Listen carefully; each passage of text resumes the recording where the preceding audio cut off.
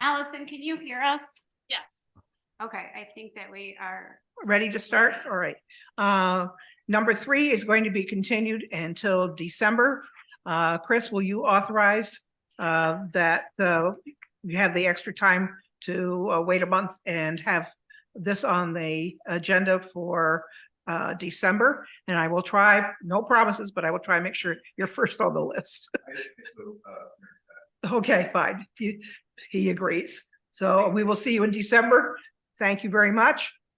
And the second announcement, the discussion on the possible changes in zoning language for second story decks has been rolled over until December. Allison Ring is working on it. I've sent her a lot of pictures and other information, but she needs a little more time. So we'll work on that in December also. Can we Okay, still send her pictures? I did. Yes, you can still send pictures Great, or any. thanks. Yes. So the more she has, the better it is. I've sent her a number of things of different places where second stories didn't exactly fall in there and they look fine. Okay. And then I said, a couple, they will remain anonymous, don't look fine, that we don't want to end up with, but they will remain anonymous. Okay. Okay, thank you. Number 1 on the agenda is the Rhode Island General Assembly for 2023 legislative session. Laws enacted requiring local amendments to zoning and subdivision regulations. New Shoreham received a Rhode Island Housing MTPAP assistance introduction, scope of work, and policy discussion with consultants Weston and Sampson. So I'm going to turn the meeting over to Allison Ring, our town planner, and she will walk us through this with the help of Weston and Sampson. Okay, Allison? Thanks, Margie. Yeah, so the town is really appreciative to have Weston Sampson on board. Ashley Sweet is here, so she's going to walk us through the bills that had been passed the last legislative session that made a significant amount of required changes to local subdivision regulations and zoning ordinances. So I know you've had this on the agenda before. I've provided kind of an overview and some of the resources that had been prepared actually by Weston and Sampson.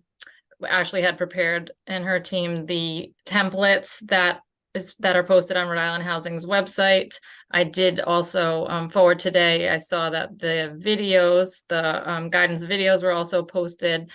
So those templates are used to give communities some guidance in how you can address all those changes that are required. But of course, it's going to be a lot of work to go into the ordinances and regulations to make the necessary changes. And there are some local decisions that need to be made, policy decisions on the local level as to how we're going to address the changes to make sure we're compliant with state law. So there is some flexibility there. So tonight's meeting, we wanted to introduce Ashley and she's going to walk us through, give an overview, and then start getting some input from the community as to how we would like the changes to be crafted locally. So I'll turn it over to Ashley and she can take it from here. Thanks, Allison. Can everyone hear me okay? Yes, we can. Okay, Thank you. just checking. Sometimes your headsets do weird things with Yes, we virtual know. meetings. So just wanted to check. So I do have a presentation, Allison. I don't know if that's something that they bring up there or if I should share my screen somehow or what works best. Yeah, I'll ask it. So Jen is running the meeting. Jen, what would you prefer? I'm not sure if we have a setting on here that you are try to share it and see if you're able to. All right.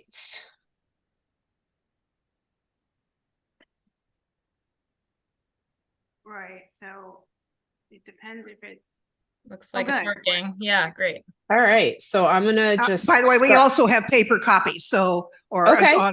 So yeah, we can follow along in both ways. Great. All right. Let's see Yeah, how that works. do the full screen so that anyone Does can that good. work for you? Yes. You we can, can okay, still so you can guys. see the That's full screen Yeah. there, and I can still see you, so that works. perfect. Great. All right. So as Allison mentioned, we're one of the qualified consultants through Rhode Island Housing's MTAP funding This is their municipal technical assistance program. So Allison had applied for a pre-application with them for some assistance to update your zoning and subdivision regulations to comply with state law, and also to take a closer look at some affordable housing strategies. So we have kind of two pieces to this that we'll be working with you on. She had reached out to me asking if Weston and Sampson was available, and we said we'd love to work with the town of New Shoreham, and so here we are. And wanted to give you kind of first is, I know that Allison said you have had somewhat of an introduction to the bills, but I did want to give you an overview and then give you the opportunity to ask questions. As Allison mentioned, there is some ability, not a lot, but some ability to make some policy decisions in terms of how this gets implemented locally. A good portion of it is not, up for discussion. It's pretty straightforward, and there are certain requirements that you have to, reflect in your local regulations. If you don't, you would default to state law. In the cases where there's some policy considerations, we don't want you to default to state law, because the state law isn't clear. It says you can do this or you can do this, and without a local decision and the regulation, that states what that decision is, there's some ambiguity in how you would even kind of move forward, and it would create some confusion for processing local applications. So we wanted to go over the project with you and the timeline that we've set up, give you a summary of the enabling legislation amendments, give you some of those more specific changes, and a discussion really of those kind of policy decisions where you have that little bit of wiggle room.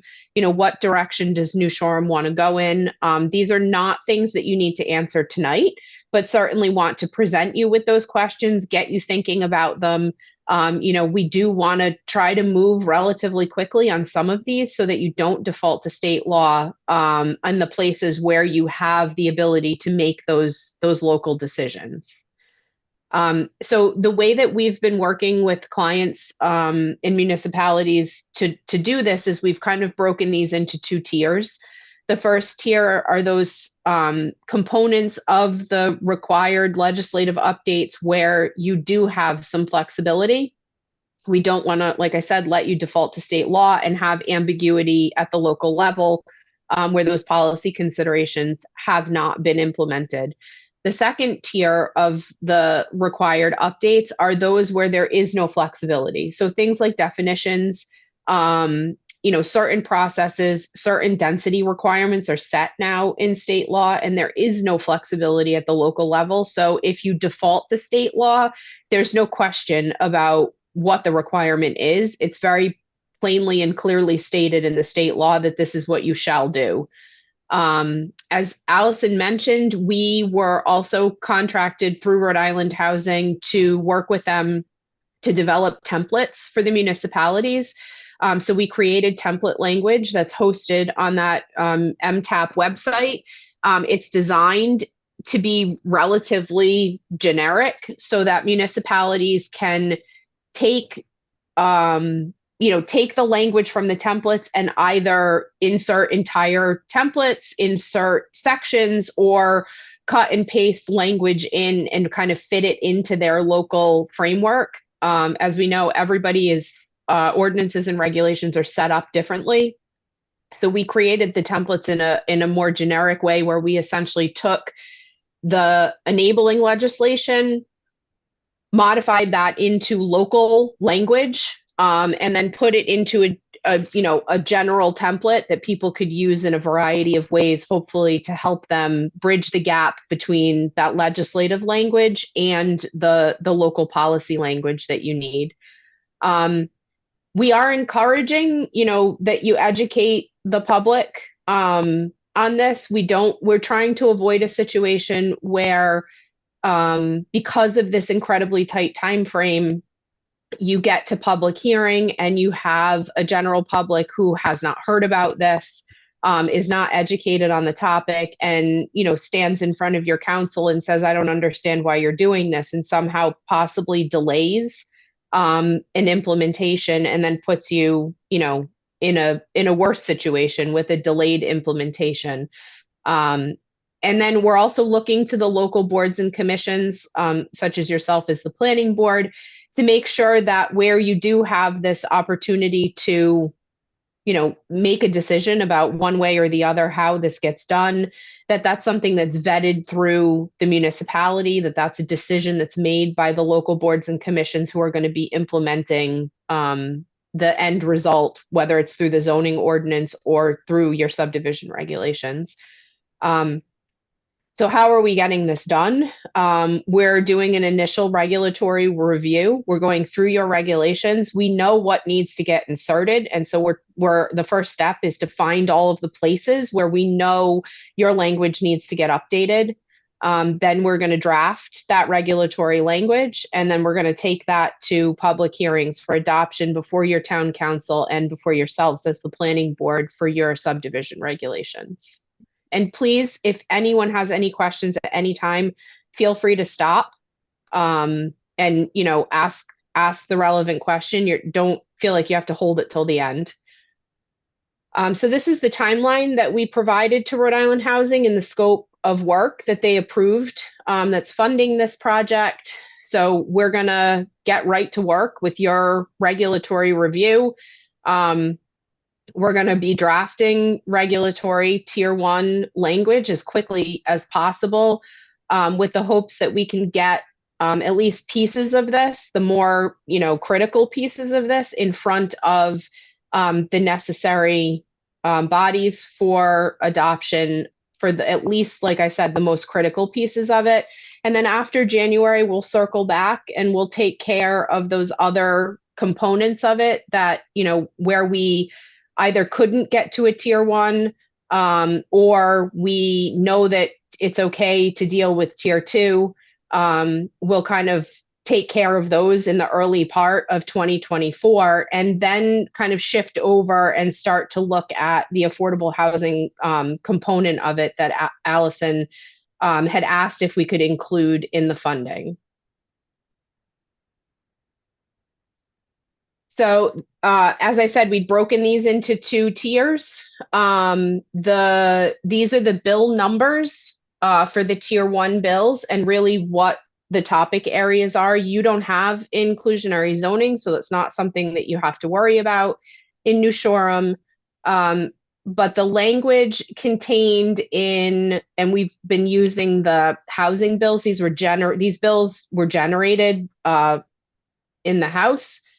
So these are the original bill numbers. So we've been kind of tracking these and keeping tabs on them, you know, using their House numbers. But 6059 was the zoning amendments. And so that amended things like special use permits and variances and mergers.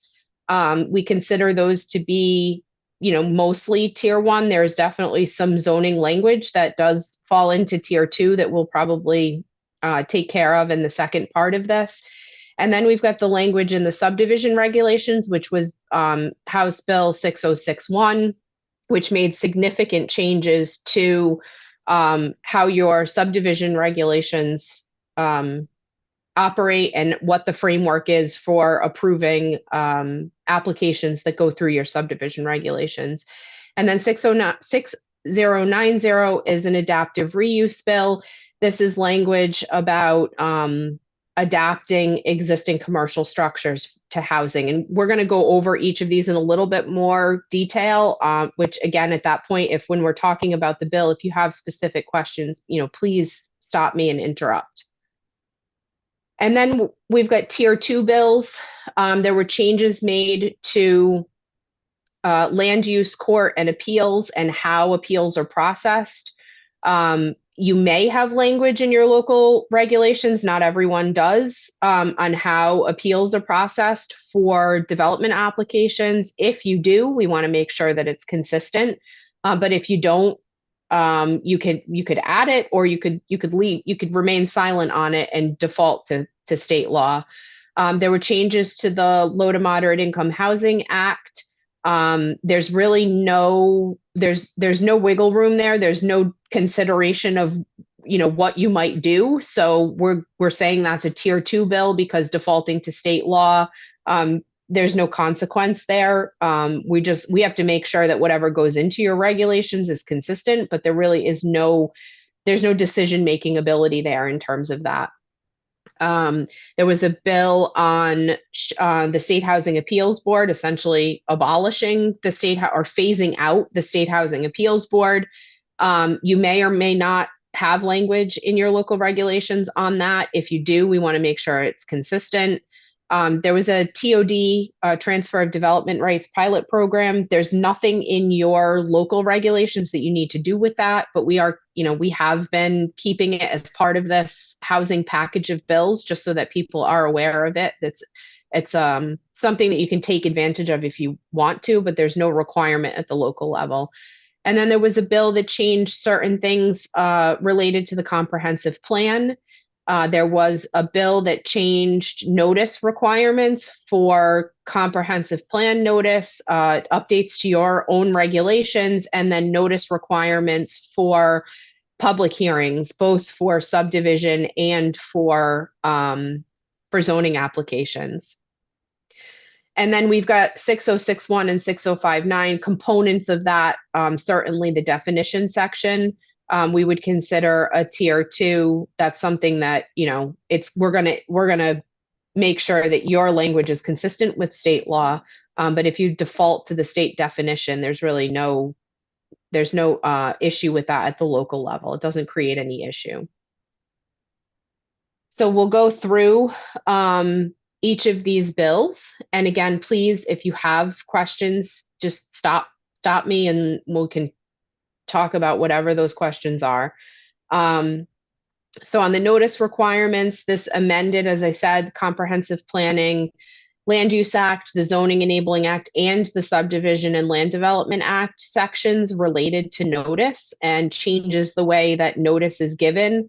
It made a change from the word general circulation to local circulation. Nobody's really sure what the significance of that is, as opposed to what is a general circulation versus the local circulation, but it's something to, pay attention to and make sure that we update in your regulations. Previously, the certified mail was required for notice. That has been changed in all circumstances now to first class mail. So that's a pretty significant change. And then it's standardized notices across these different types of applications. So the comprehensive plan amendments or adoption, anything in zoning and anything in subdivision, it standardized the notice requirements across those 3 types of notice. Are there any questions on this one before we keep going? I have a question. Are the notice changes for every zoning planning application or only if it's a low mod application? For every application. That's what I thought I heard you say. Yep.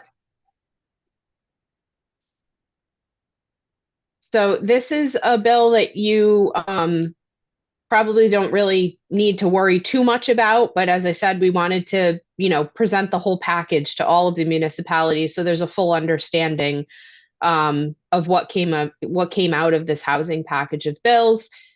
These are 2 bills that relate to the State Housing Appeals Board, again, phasing out the State Housing Appeals Board, and then also creating a separate calendar for use applications. The concept is that all land use appeals and land use, issues, related court issues will go to this land use court.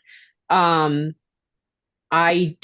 don't know at this point how far along they are in that process, but there's a change in, and we'll get to this in 6061, but there was a change to how appeals are filed and who an appeal goes to. Those appeals will now go to this new land use court. Any questions before we move on from that one? Okay. So there was a change to the comprehensive plan Act. This requires a more specific, what they're calling implementation program, through the creation of a strategic plan specifically related to low to moderate income housing. It requires annual reporting on the implementation of the strategic plan. This is done by the planning board to the city or town council. And really, I mean, I think it kind of solidifies the process that everyone currently goes through in terms of a strategic plan. We all have an implementation section in our comprehensive plan. There's not a whole lot in this bill that would require that you necessarily change that, except that the focus is definitely highlighted on low to moderate income housing. Any questions on that? Just quickly, Allison, we were just talking about when is I know you're working on the comp plan now. When is that due, or when is that projected to be complete? Well, actually, no, we haven't started the update process. So the New Shoreham's comprehensive plan was last adopted in 2016. So we have a few more years before we need to adopt it, but amend it. But we could start, certainly, it's a multi-year process. So it's certainly something we need to start thinking about and planning for, is crafting updates to the current comp plan. The one thing that I will note about this, the changes from this bill, is that and it's the last bullet on this slide, and what it basically does is it says that if your comprehensive plan is older than 12 years, like if you have not fully updated your comprehensive plan within 12 years from the date of its previous adoption, that the town cannot use that comprehensive plan as the basis for a denial of a municipal land use decision. That's And not right now something. it's every 10. Oh, excuse me. I'm sorry. Right now No, it's every go ahead. 10 years. Right. So, yep. So, I mean, it's a 20-year planning horizon when you're looking at the plan, but every 10 years you've got to go in and kind of, reconfirm or update your data and basically say, are these still our goals, policies, and actions? Do we need to make changes to this?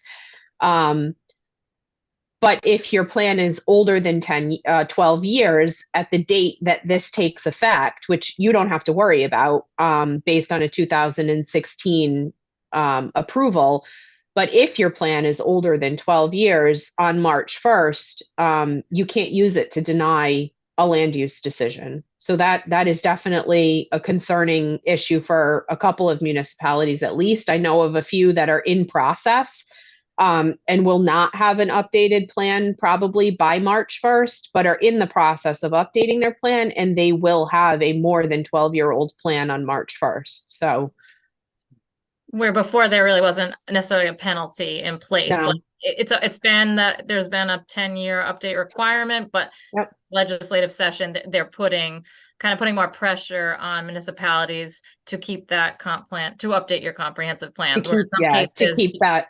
Municipalities might have a 20-year-old plan at this point, but they're still using it when they're reviewing development Yep. applications and making that 20-year-old plan a justification for denial. So here it's kind of, putting that stick there that you really need to be updating those comp plans.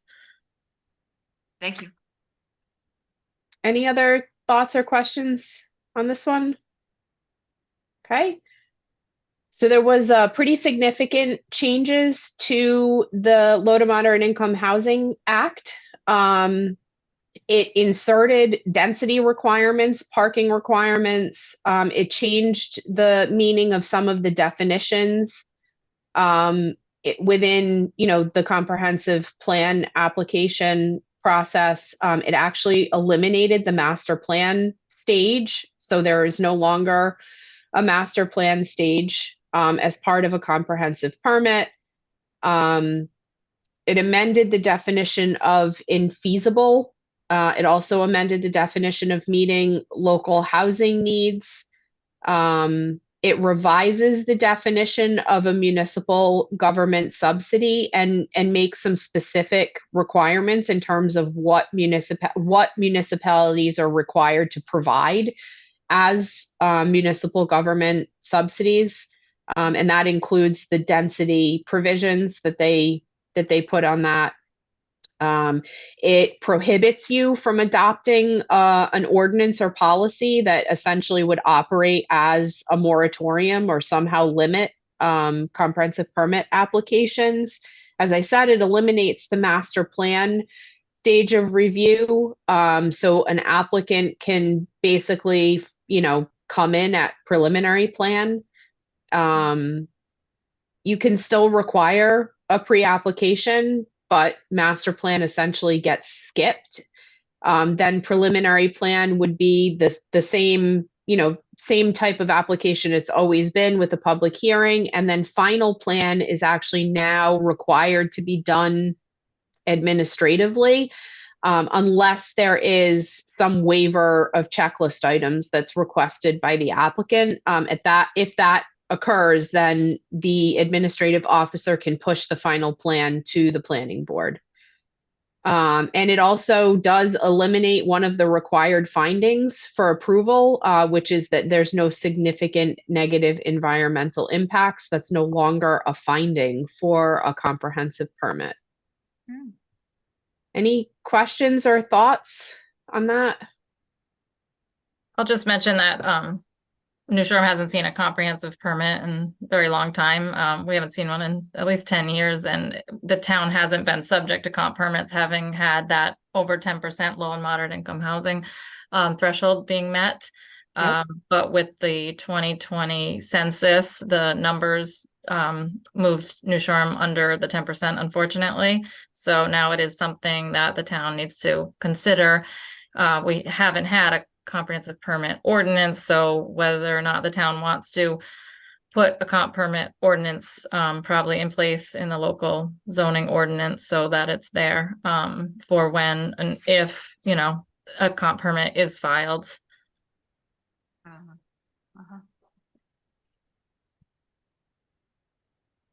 And as I said, it sets density requirements right in the state law, and those are based on access to public water and sewer. But there's no longer the ability on a comprehensive permit to kind of have a negotiated discussion with an applicant. The law is basically setting the minimum density in those applications.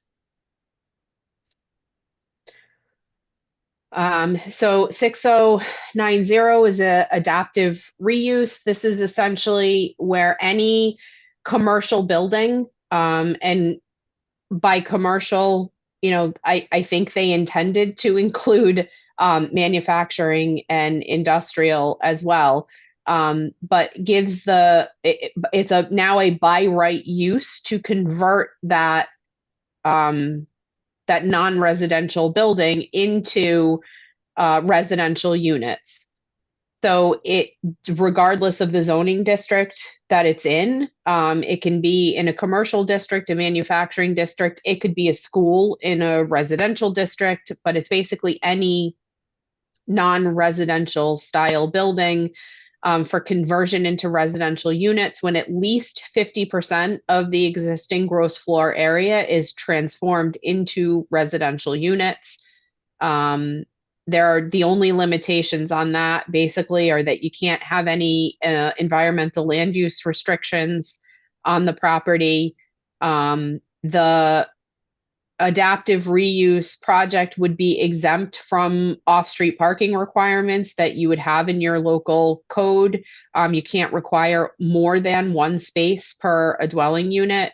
It sets minimum density requirements, and it does it in 2 tiers, which have been the subject of a lot of conversation around the state, because I will say it's not entirely clear how those are supposed to work. But it basically says that it's at least 15 dwelling units per acre. when the project is limited to the existing footprint, includes at least 20% affordable housing, and has access to public utilities or some form of alternative water or wastewater system that can be approved. If you don't meet one of those requirements, then you are an adaptive reuse project where the residential density permitted is the maximum allowed that otherwise meets all standards of minimum housing. And that sentence has been at the center of a lot of conversation about what that means, how that gets interpreted, how that gets implemented, and how that potentially disincentivizes the development of low to moderate income housing in these adaptive reuse projects.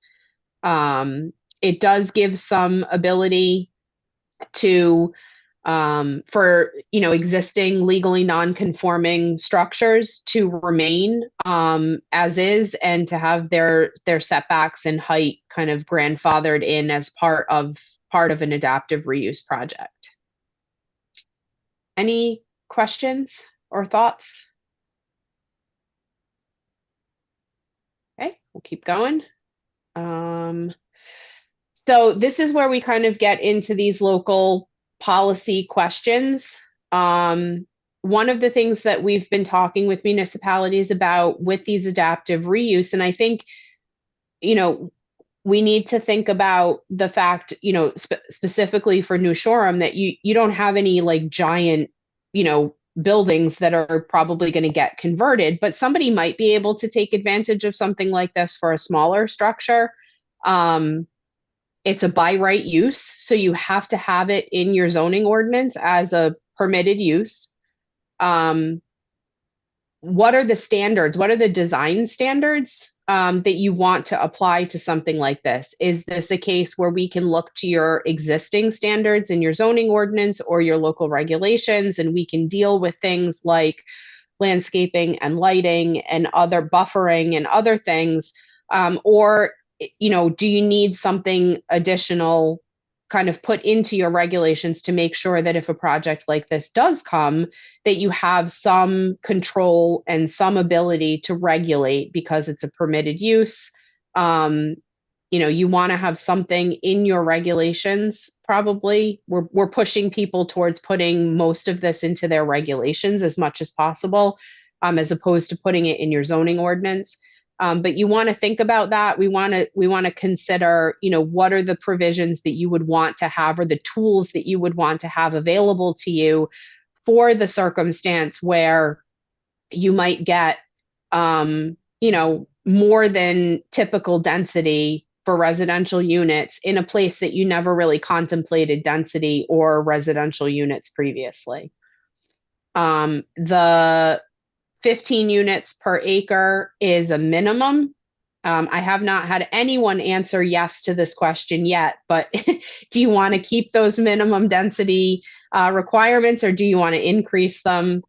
And then if and when you do get an adaptive reuse project, how are you going to process that application? Does that go through either a minor or major land development? Do you want to put that through development plan review? So these are the places related to adaptive reuse where there needs to be some consideration and discussion at the local level, so that when we work to draft your local code, we have answers to these questions and have the ability to draft it around the policy discussion and determination that New Shoreham has made for these. Does anyone have any questions or want to talk about this any further? One question, Ashley. So if it's considered, in regards to what it's considered, minor land development, major land development, or DPR, the only one in which, and we're talking about a minimum of 15 units. We're talking, right? So Yeah. the only one category in which this would go before the planning board would be if it was categorized as a major land development. So minor land developments do not go before the planning board. Those go only to the administrative officer. Development plan review is that's an interesting one, because I was somewhat involved when these were being drafted. We saw the first set of bills. And when I say we, I'm also the current chapter president of the Planning Association for Rhode Island. And so we saw the first set of bills and were very concerned and sort of inserted ourselves into the process and asked to work with the Speaker's office to kind of offer the local practitioner's position on this. And they did work with us. I had, several meetings with them where we kind of talked through some of these. And in our initial discussions, development plan review was supposed to be optional. And then when the bills came out and went to the House and were voted on, the changes to the Zoning Enabling Act changed the word may.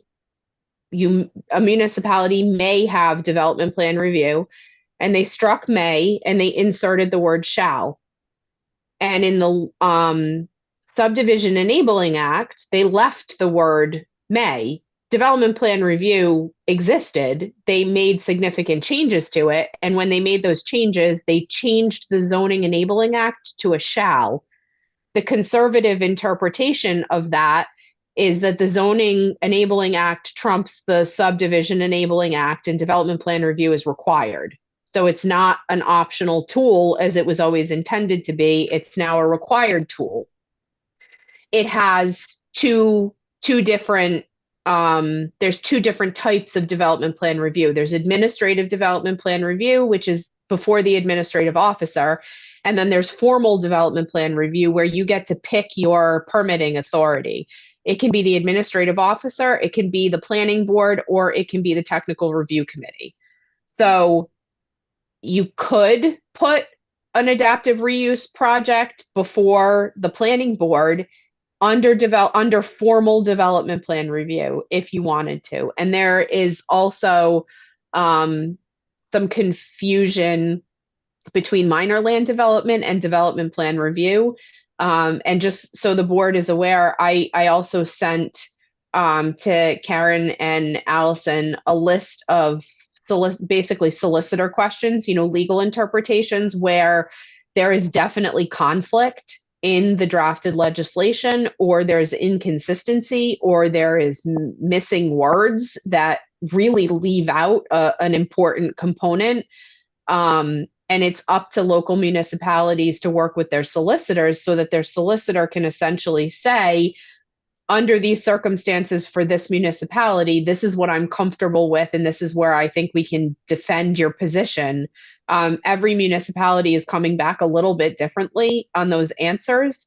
And one of the questions has to do with the fact that in the definition of minor land development and the definition of development plan review, and what qualifies for those two different land processes, is that there's a lot of overlap.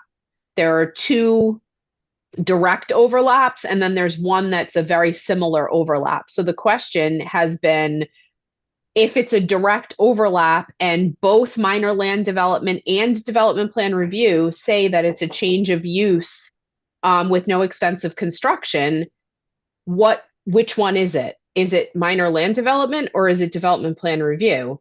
Again, I think the conservative interpretation there is that development plan review is more clear about what the qualifying processes are, where the development plan review definition says something more like, including but not limited to, and then gives a list. So the thinking is that that's kind of looser and not quite as concrete as minor land development, which says any one of the following of these is a minor land development.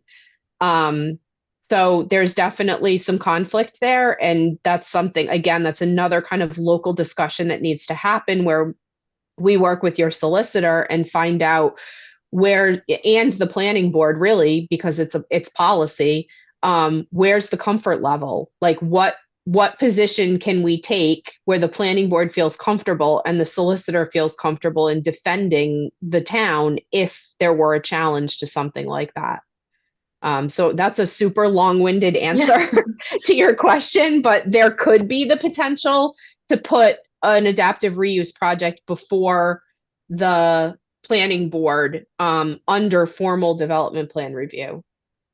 I'm just thinking, I don't want to speak for anyone else, but I think the town probably prefers, this is a large scale, like 15 units, that's a large scale development for Block Island. So Yeah. I would think that it would want to go on a public agenda, be before the planning board.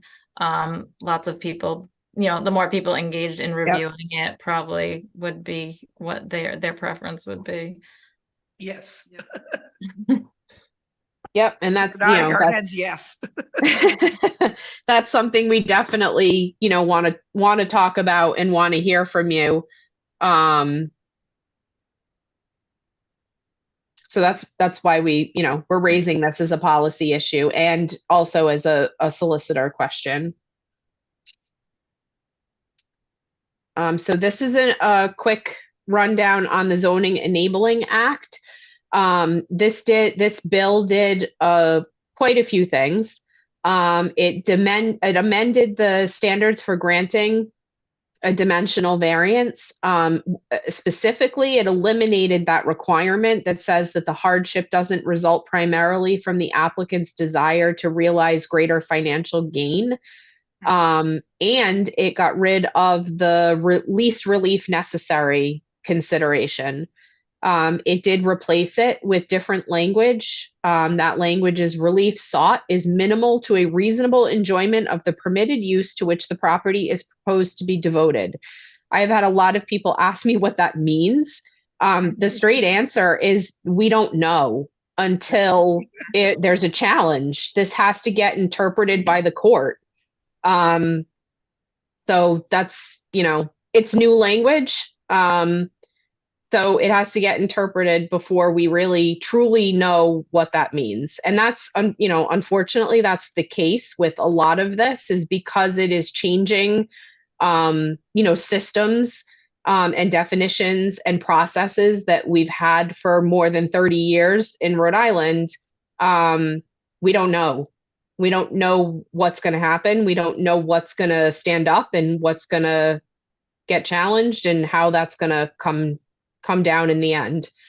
So it also, you had to enable the granting of a special use permit and a dimensional variance at the same time. That's now a requirement. You have to grant those together. So the conventional thinking previously was that if you had a use and it was not in your use table, that's a prohibited use. That's not necessarily the case anymore.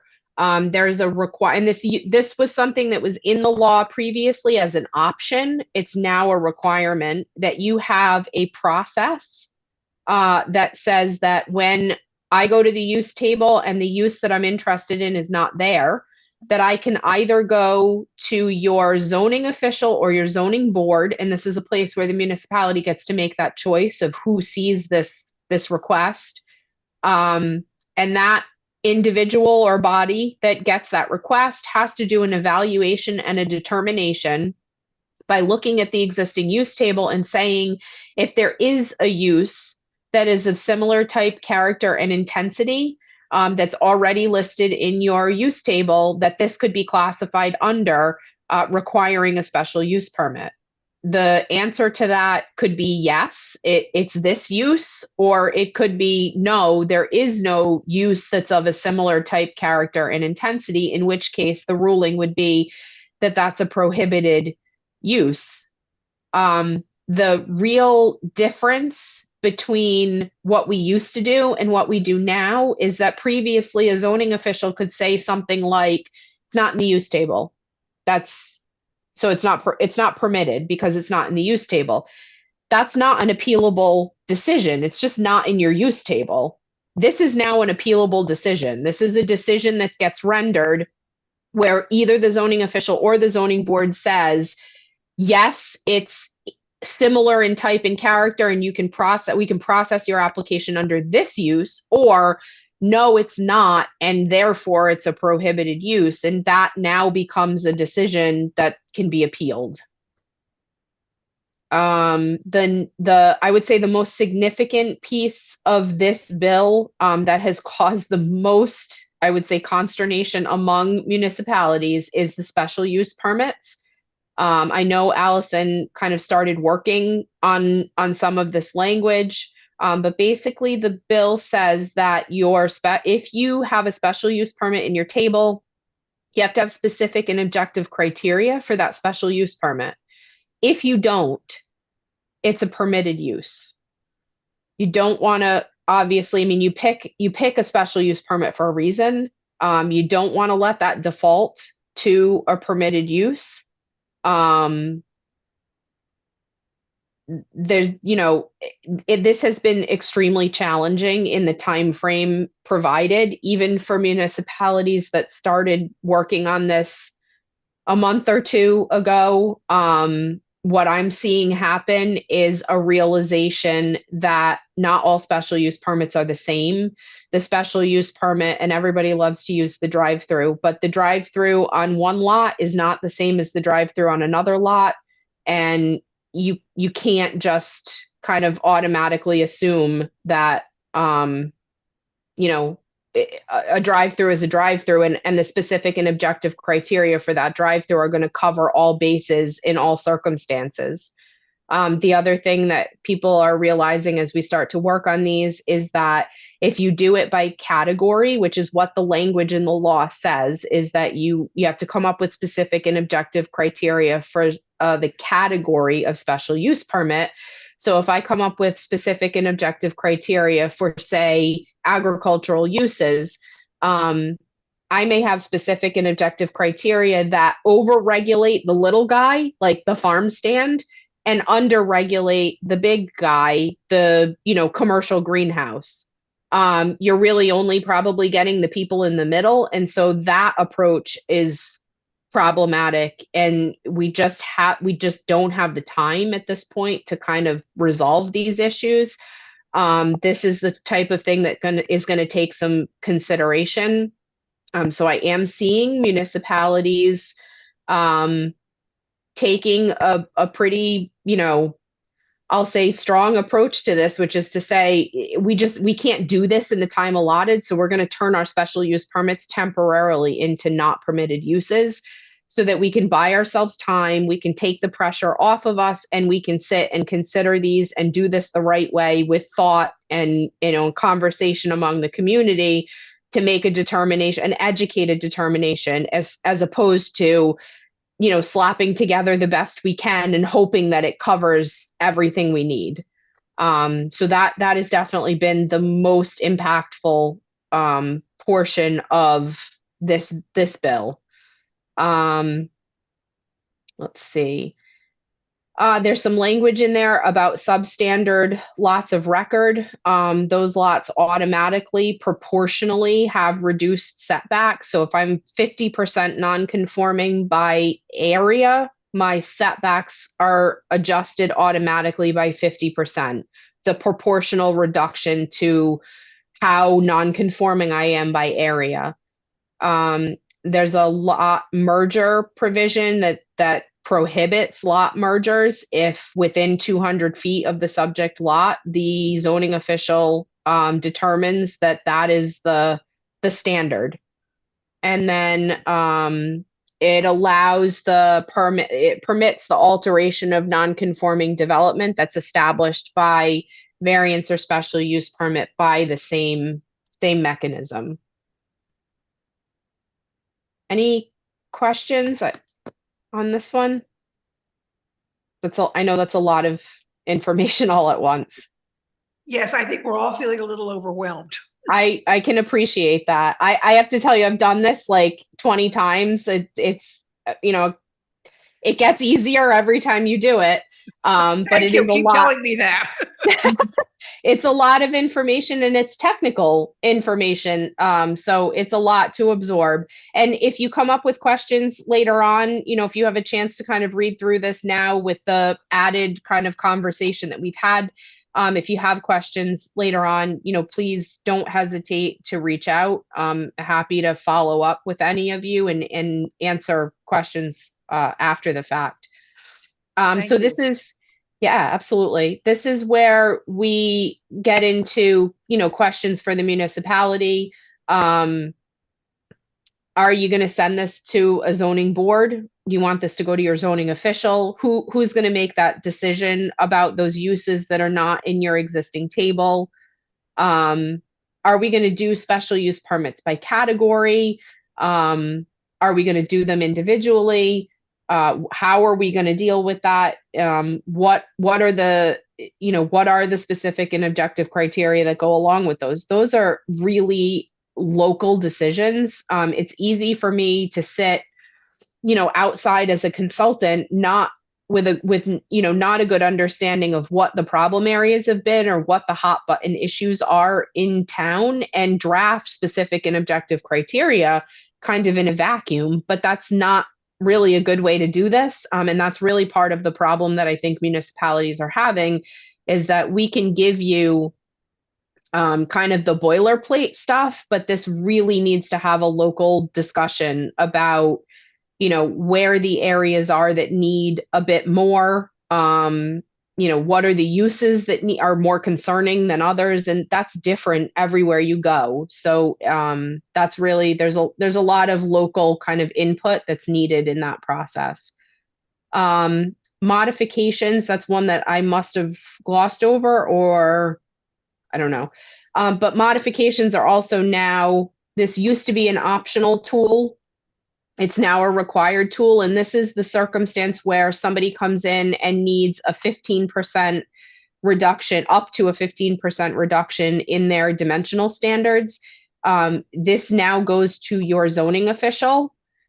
You can set it at 15. The minimum is 15 by law. You can go up to 25.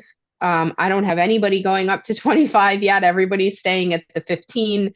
But this creates a local, it creates an administrative process that the zoning official can approve dimensional modifications of up to 15%. Anything over 15% goes to the zoning board. Can I just ask a question? Please. So we currently have this in our ordinance and I Yep. grant zoning modifications. Is this 15 or 25% for lot building coverage, for setbacks, for all of it? Because right now it's only for setbacks. So it's anything dimensional. It doesn't make a distinction other than that. So it'd be anything that is a dimensional modification. So I would say yes, it would include things like lot coverage. Yeah. Okay, thank you.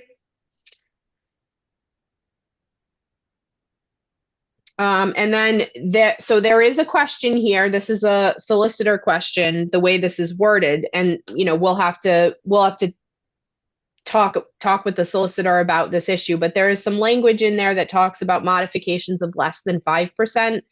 And the way that it's worded, I think, leaves a bit of ambiguity there as to whether or not you have to do it this way.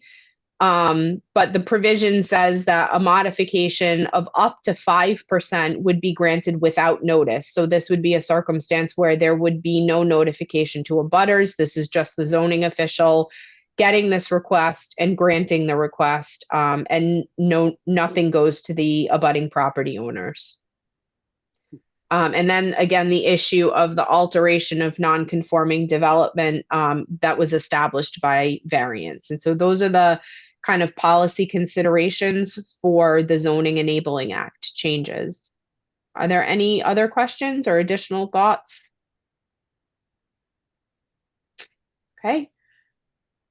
This was the biggest. This is the land development and subdivision regulations. This changes pretty significantly how land development projects are processed. It gives considerable authority to the administrative officer.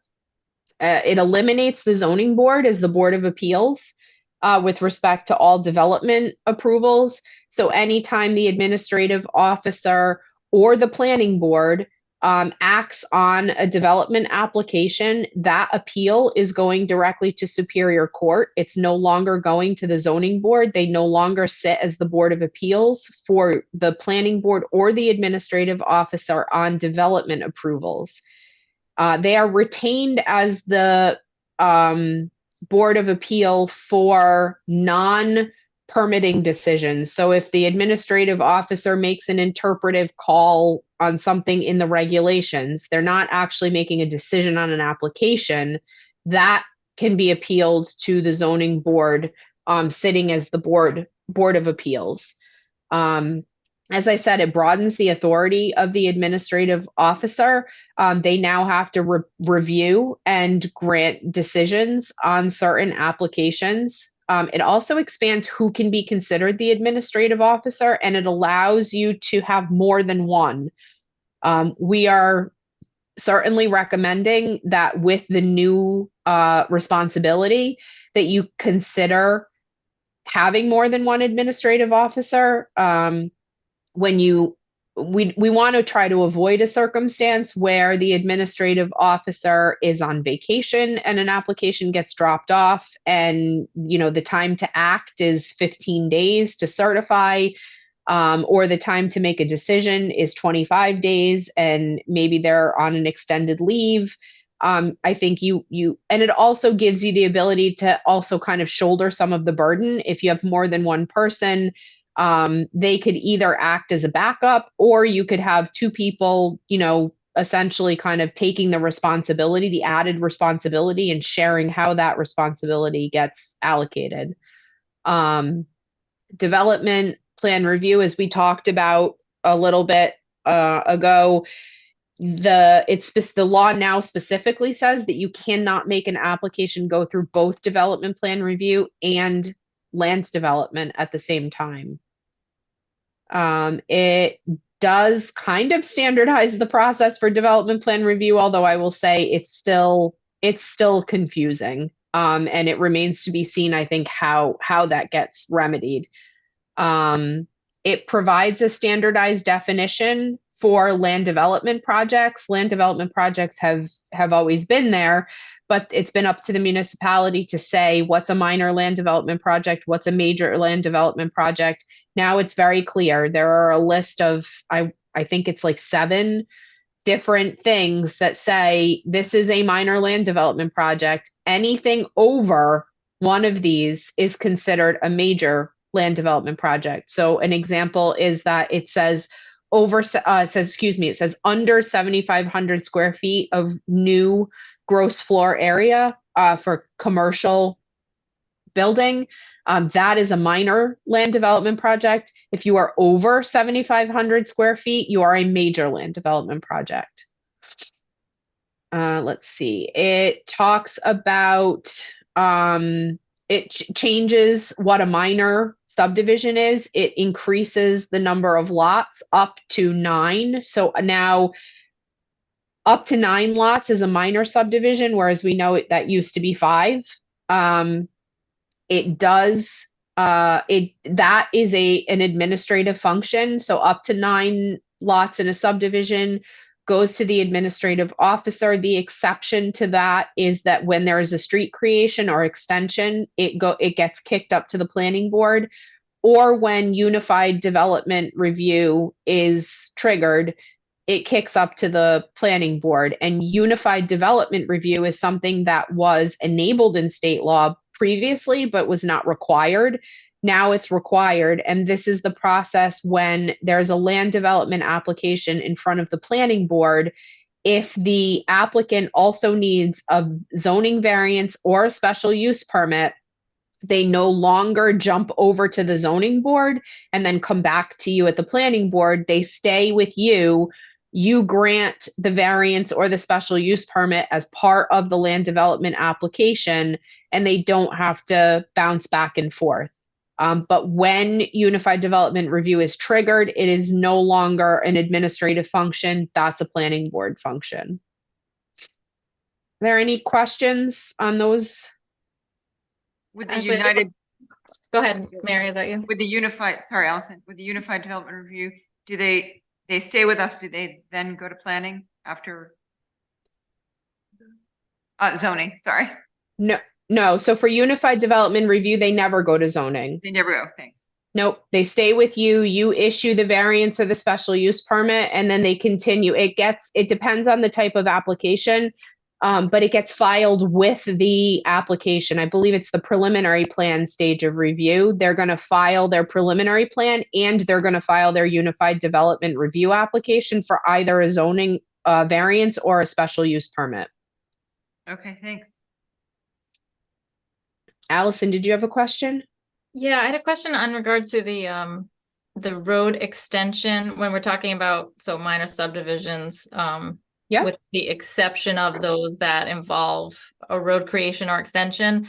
I think the word public is in state law, public road, and in New Shorehams case, like a majority of the roads that subdivisions are created are on private, like right of ways. So Yep.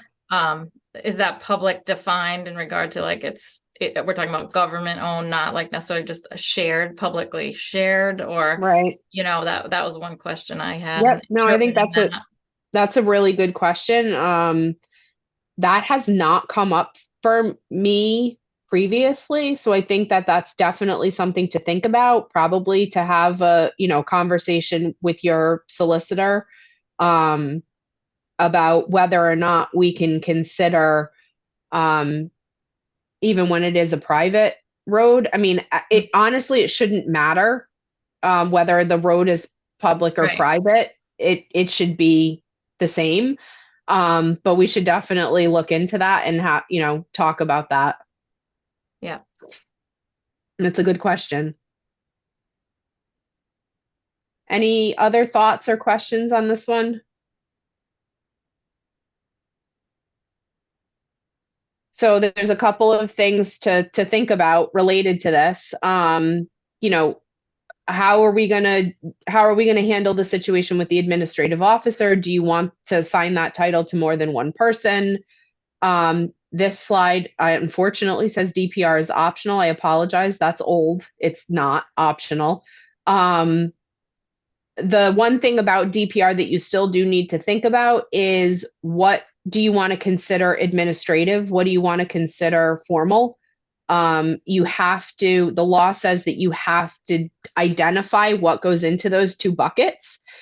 So we definitely want to put that into your regulations to say, these are the types of activities that trigger an administrative DPR, and these are the activities that trigger a formal DPR. The definition in the law gives you, I think it's 7 different, these are DPR, but it also says including but not limited to, which basically means that you modify those as you feel is appropriate for your municipality. And then as I said, you get to pick the permitting authority for formal DPR. That can be the technical review committee, it can be the planning board, or it could be your administrative officer if you wanted all DPR to go to the administrative officer. And minor land development thresholds are called minimums. You're allowed to raise them. Again, this is another question. I have not had anybody say, yes, please, let's make it, 12 lots. But it's a question, we want to ask. You can raise that minimum threshold. So the technical review committee, this is a tool that we are really encouraging people to kind of, if you don't have one, establish one. Some places have like an informal kind of technical review process, where things kind of, get passed around. I've always kind of looked at this as the only opportunity to really fill that gap that's been created, where the things that used to happen in the public realm, no longer come in the public realm. So the applications that used to come to you at the planning board level that got put on an agenda, were noticed, happened at a public meeting, were broadcast on YouTube, the community had the ability to kind of like pay attention to what was going on. They could come to the meeting if they wanted to, they could weigh in, they could, write to you. The bucket of, what happens in the public realm has shrunk considerably. So we're kind of looking at the technical review committee as an opportunity to put some of that back in place. Not necessarily in the same way it was happening, but you could have a technical review committee post an agenda, advertise their agenda. They could let the public speak. They could certainly let the public submit written comments. It's really the only tool to sort of fill in for, what's been taken away. So we're really, we're encouraging communities to really think about who sits on their technical review committee. It expanded the ability of who can sit. It also gave authority to the technical review committee if the municipality wants it to actually make a decision. It's a limited decision, but they can make decisions on formal development plan review applications if the community wanted them to. It allows the public to sit on the technical review committee. If the municipality is so inclined, they can appoint members of the public. So we, definitely that is something to think quite a bit about. How do you want to structure that technical review committee? How do you want those meetings to happen? How do you want public notice of those meetings to happen? The law also permits the administrative officer to grant waivers from the regulations, but you have to specify what they can grant. So if you want to give the administrative officer the ability to grant waivers, we need to think about that. We have to, put that into your regulations and say that the administrative officer can grant these types of waivers. The one other place where there's a little bit of flexibility in terms of who the decision-making authority is or who the permitting authority is for final plans, for minor subdivisions and land development projects. If you want that to go to the technical review committee, you can. They can make that decision. I'll tell you that a majority of what people have been doing is keeping the technical review committee as just a technical review committee, using them to give the administrative officer support, giving them technical guidance, giving them a recommendation on how to decide on an application, but not necessarily giving them the actual permitting authority to make decisions. And this may be something that you already have in your regulations, but it is the changes kind of emphasize that you have to determine what's a minor change to a plan and what's a major change. And this applies not just to plans that have been recorded, but also to something at like a master plan stage of review that's gotten a master plan approval, has not yet come back for preliminary, but is in that period of like vested, master plan status, where they come back and say, we need to change the master plan. We have, something happened, something changed, we need to make a change. So it really, you can do these minor or major changes at any stage of review, but you want to define what constitutes a minor and a major. Are there any thoughts or questions that anyone wants to discuss about these? Yeah, just a quick question about the technical review committee. You were saying Sure. it can or can't, depending on the community decision to give it power or not give it power. I'm not really clear on that. So the only places where the technical review committee has any authority in the enabling legislation is that they can be the permitting authority for formal development plan review applications if the municipality chooses. And they can be the permitting authority for final plans on minor subdivisions and minor land development applications if the municipality grants them the authority. Okay. The other function that they serve is advisory only. Uh-huh. And they can be advisory to the administrative officer. They can be advisory to the planning board. They can be advisory. You can send every application you get to the technical review committee if you want to. Do you have the language that clarifies who can sit on the TRC? That was my next question. So I don't have the language in front of me, but it basically, it's pretty broad. You can have planning board members, members of the public, The administrative officer is required to serve as chair of the TRC. You can have any town staff that you determine appropriate. I don't know the exact words off of the top of my head, but there's essentially a clause in there that really says, or anyone else that you want to, basically. Thank you. I'll try to look it up on the, yeah, on like the House or the Senate numbers. Yeah, I mean, I can email a copy of the bill. Actually,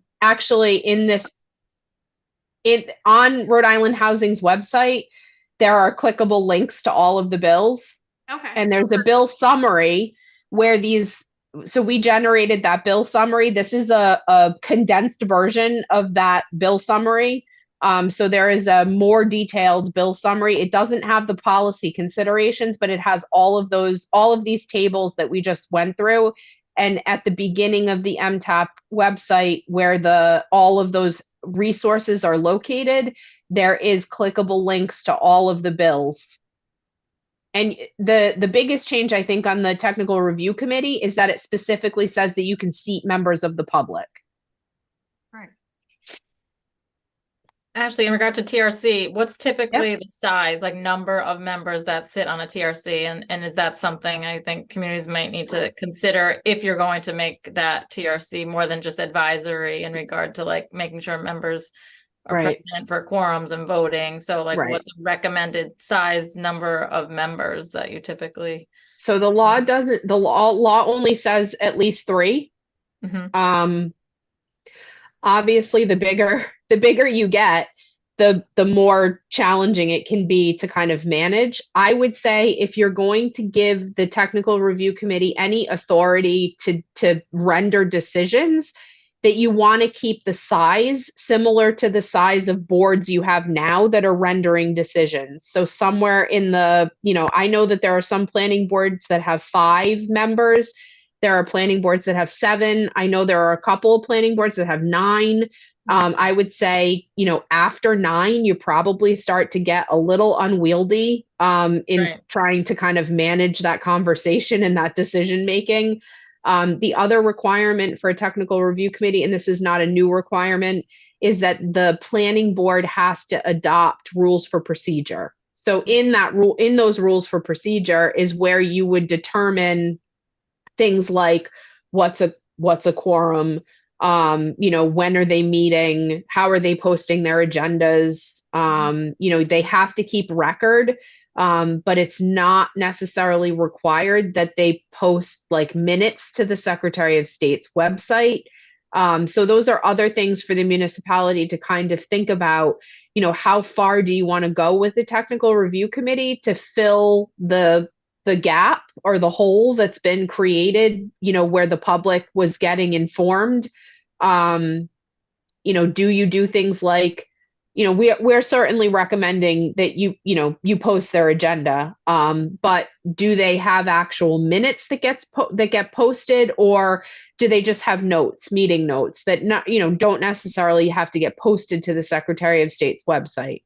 The original kind of impetus behind a technical review committee is that this is technical staff, but because of the circumstances that have been created and the broadening of the ability of the technical review committee, does this move the technical review committee kind of more into the realm of like what a public body does and how their meetings are noticed and advertised, and can the public speak at them and things like that? And so I've had a lot of conversations with municipalities about this particular issue. And one of the things that they're kind of wrestling with is, we really want to use the technical review committee, not just to be technical and help the administrative officer, but also it's the only like light we can shine on an application for the public to have any knowledge of what's going on or any ability to really comment or participate. So do we move technical review committee meetings to evening meetings where now we've got staff that have to go to a night meeting where it's more convenient for the public to participate? or do we keep them during the day? Because that's when a majority of technical review committee meetings are daytime meetings when the staff is present. Or do we keep them during the day, making it easier for staff to participate, but not really, only people who don't work could show up at a technical review committee meeting. So these are the things that, municipalities are definitely wrestling with. Any other thoughts or questions on this one? That's all I have. As I said, I am happy to answer questions, at a later time if they come up for you. We're going to be working with Allison to, start to move some of this forward. Definitely interested in hearing, specifically from the planning board and other staff, how you want to move some of these issues forward. So kind of what is our next step and what do you want us to do in the way of preparation for example, the December meeting? And that may be both Allison and you answering that. Yeah. So Allison and I do have a meeting scheduled for early next week where we want to kind of plan all of this out, figure out, how to move all of this forward, what the next steps are. I think we'll definitely have a better answer for you after that, but we do want to get started with drafting specific sections. We can go to a certain level without, direct answers to those questions. But at some point, the drafting and the policy answer we need to intersect those so that we can fill in the blanks. Allison, I don't know. I don't want to speak for you if you have other thoughts.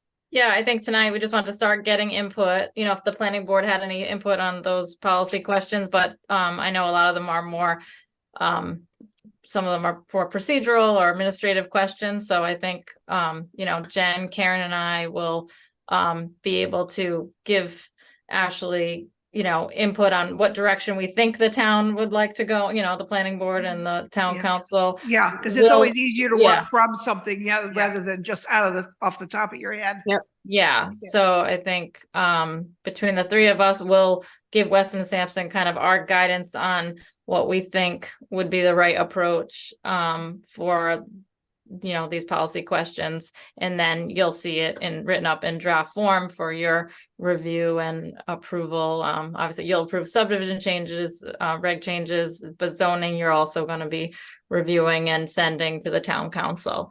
So I think that's just as much as we can get drafted as quickly as possible, and then you'll see the written text for you to review and give any thoughts on as well. But if anything comes up, obviously in the meantime, if you have time to look through, I know it's a lot of material.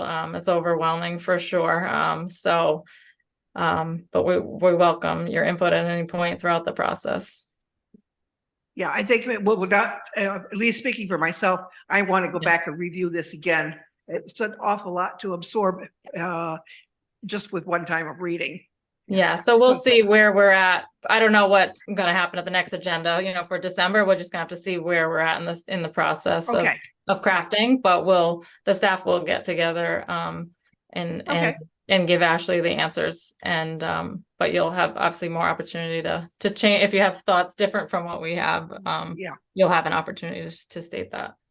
I know at our last meeting, we had talked about creating a working group that I think Margie and Sosha were going to be on. Has that moved forward? Because I know we talked about the special use stuff. Is that still the approach we're taking, or are we just all looking at everything?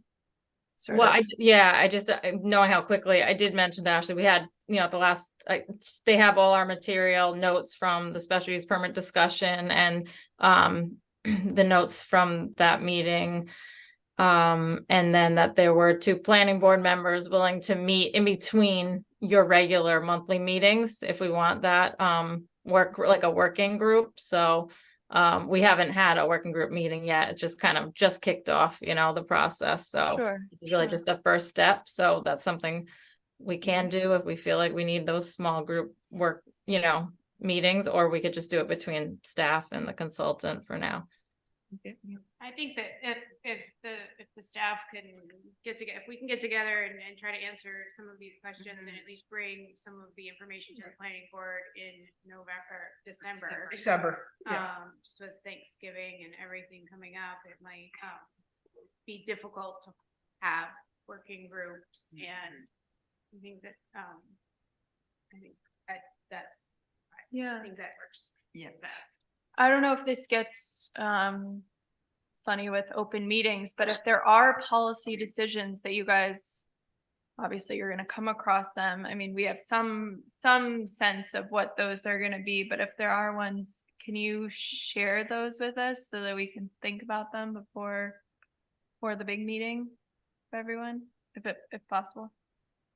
Like that just, well, I think what the questions that were within the presentation, that's really what the extent of That's- it, okay, right? okay. Ashley, there wouldn't Alright. be, I don't know if there's I just anything feel like there are additional, some but things that you and Jen might have already kind of thought through and know what's gonna work, but if there are other one, you know, if there are ones that are really you want more input on from the planning board.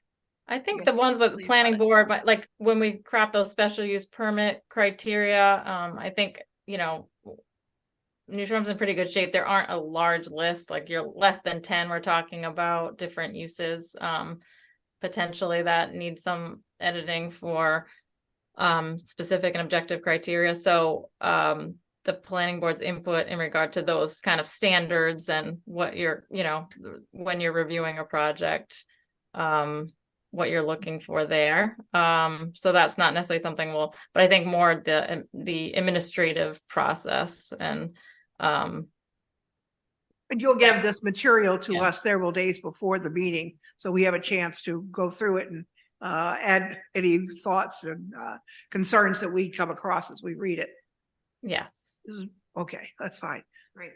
Because I think that having a couple days to look at what you're suggesting and think about it, and makes us easier to talk when we come in to the actual meeting, which I think is kind of where Claire was coming from, that we had a chance to look at stuff ahead of time.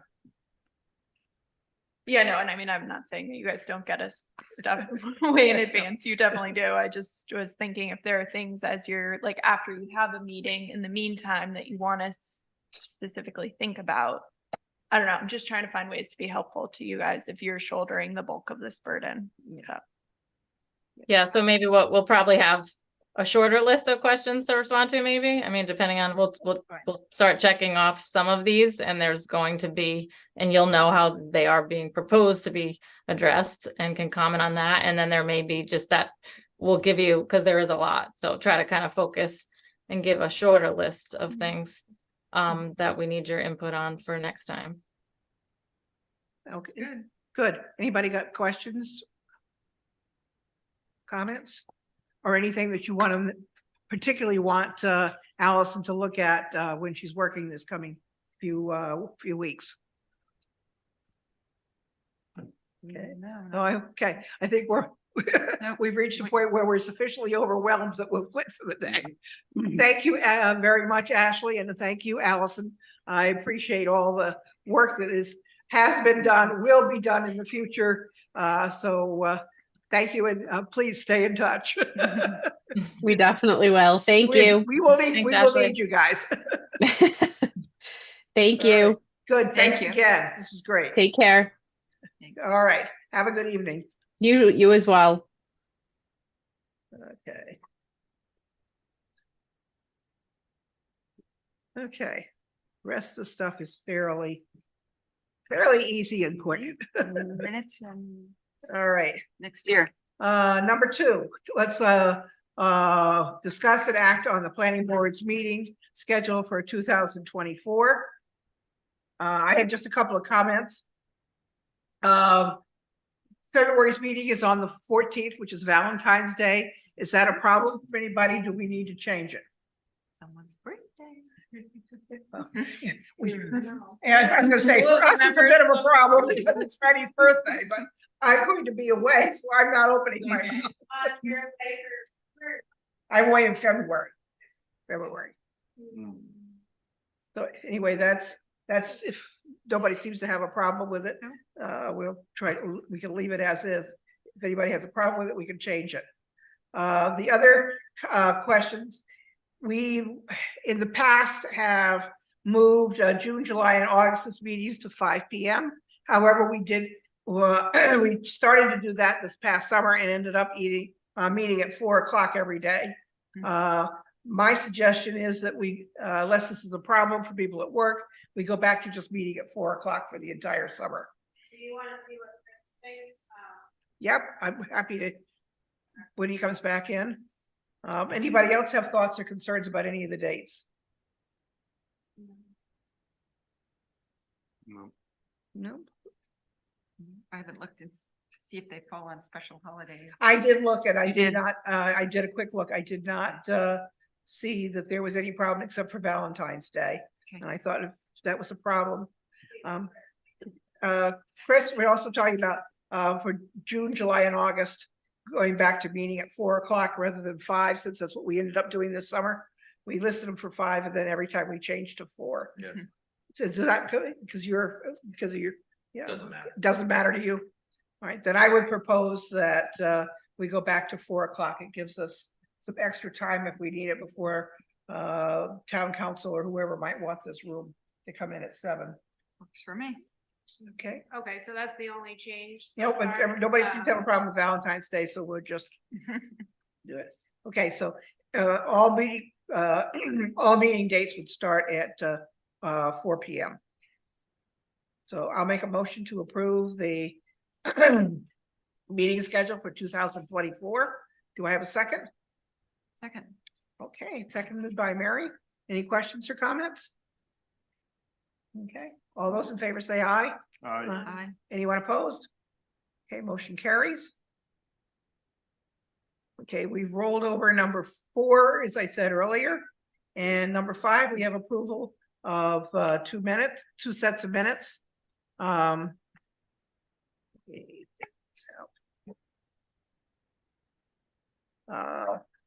make a motion to approve the minutes for October the 11th. Do I have a second? Second. Okay, second by Billy. Any questions or comments, corrections? Okay, all those in favor say aye. Aye. Aye, okay. Anybody opposed? Motion carries. And I'll make a motion to approve the minutes for Wednesday, September 13th.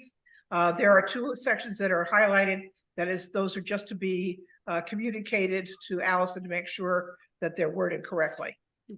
So, I don't think that is a problem. So I'll make a motion to approve. Do I have a second? Okay, seconded by Claire. Questions, comments, additions, corrections? Oh, just a quick question on the Sure. first page, where it says Ms. Cousy moved to approve the modification. Is that the name of the company, Principe? Principe, Yeah. yeah, that's the, Principe? pretty sure. Okay. I can check it. I think that's correct, but Yeah. we can check it, make sure we got the correct spelling. Anything else? Okay, don't see any hands. All right, all those in favor say aye. Aye. Aye. Anyone opposed? Motion carries. And the last thing is for adjournment. I'll make a motion that the meeting be adjourned. Do I have a second? Okay, Chris seconds. All those in favor say aye. Aye. Anyone opposed? Notice that we're getting out fairly early because I think Yeah. December's meeting will be long. Just so. Thank you, Allison. Thank you, Please. Karen. Thank you Thank you. guys. Yeah, Appreciate the thanks for letting help. me join virtually. All right, have a good night, guys.